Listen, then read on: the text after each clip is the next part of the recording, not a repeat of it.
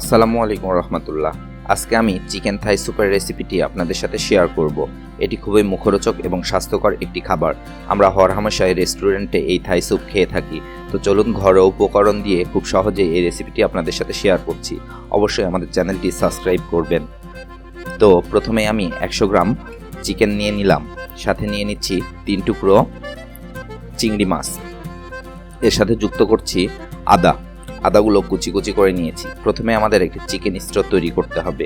এই চিকেন স্টুটি বাজারে কিনতেও পাওয়া যায়, কিন্তু আমি ঘরোয়া উপকরণে করছি, এজন্য আমি চিকেন স্টুটি তৈরি করে নিব।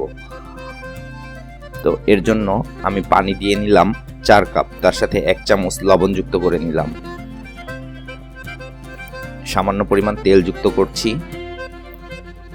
এবং একটু নেড়ে নিয়ে তার সাথে দিয়ে দিচ্ছি লেমন গ্রাসটি বাসায় তৈরি, আপনারা চাইলে বাজারে কিনতে পাবেন। এর সাথে 2টি তেজপাতা যুক্ত করে নিলাম। একটু ভালো করে নেড়ে নিয়ে আমি ঢেকে দিয়ে কিছুক্ষণ এটাকে জাল করব, যতক্ষণ না চিকেনগুলো সিদ্ধ হয়। এবার একটা ব্যাটার তৈরি করব। এর জন্য 3টি ডিমের কুসুম নিয়েছি। অবশ্যই এখানে শুধু ডিমের কুসুম নেবেন, না হলে কিন্তু থাই স্যুপের যে অরিজিনাল কনসিস্টেন্সি সেটা আসবে না এবং দেখতেও ভালো লাগবে না। তার সাথে লবণ নিয়ে নিলাম 1 চামচ, রসুন নিয়ে নিয়েছি 1 চামচ এবং গরম মশলার গুঁড়া। আমি সব ধরনের গরম মশলা একসাথে পিষে গুঁড়ো করে নিয়েছি, সেটা ভালো করে মিশিয়ে নিচ্ছি। এটা মিশানো হয়ে গেলে এর সাথে যুক্ত করব লাল মরিচের গুঁড়া 1 চামচ।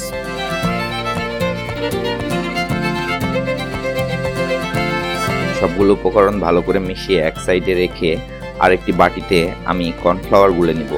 এর জন্য আমি 3 চামচ কর্নফ্লাওয়ার নিচ্ছি এবং পরিমাণ মতো পানি নিয়ে ভালো করে এই মিশ্রণটি তৈরি করে রাখতে হবে এবং এটি আমরা একদম শেষে যুক্ত করব। ইতিমধ্যে আমার চিকেন স্টোর জন্য যে পাত্রটি বসিয়েছিলাম সেটাতে বলক উঠে গেছে। আমি চিকেনগুলোকে চেক করে দেখলাম এগুলো সিদ্ধ হয়ে গেছে। এ পর্যায়ে আমি চিকেন স্টোগুলোকে বের করে নেওয়ার জন্য পানিগুলো ভালো করে সেকে নিব।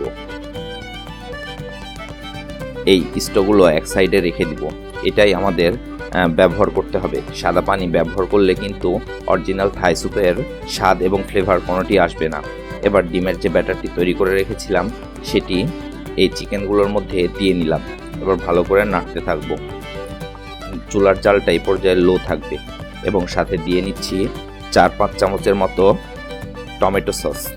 আপনারা চাইলে টমেটো কেচাপও ব্যবহার করতে পারেন। এবার দিয়ে নিলাম সয়া সস, 2 চামচ সয়া সস দিয়েছি। এবার সব উপকরণগুলো ভালো করে মিশিয়ে নিব।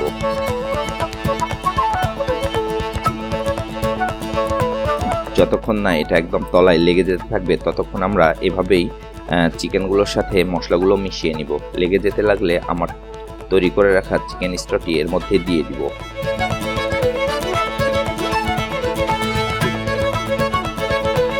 এবার আমাদের জাল করতে হবে দীর্ঘ সময় ধরে। বলক উঠে গেলে তারপরে আমরা সেখানে যুক্ত করব কর্নফ্লাওয়ার। তো আমার বলক মধ্যে চলে এসেছে, দিয়ে নিচ্ছি কর্নফ্লাওয়ার দেওয়ার সময় আমাদের অবশ্যই খেয়াল রাখতে হবে এটি যেন একবারে ঢেলে না দিই। আস্তে আস্তে কর্নফ্লাওয়ার দিব এবং নাড়তে থাকবো, না হলে কিন্তু এগুলো জমাট বেঁধে যাবে একসাথে।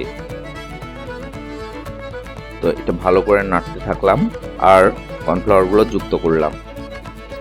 এ পর্যায়ে যুক্ত করে নিব চিনি 3 চামচ। চিনিটা আপনাদের স্বাদের ব্যালেন্স ঠিক করে দিয়ে নেবেন। চিনি দেওয়া হয়ে গেলে কিছুক্ষণ নাড়াচাড়ার পর আমরা একদম রেস্টুরেন্টের ফ্লেভার আনার জন্য এর সাথে লেবু যুক্ত করব। আমি 1 স্লাইস লেবু সুন্দর করে এখানে চিপে দিয়ে দিচ্ছি।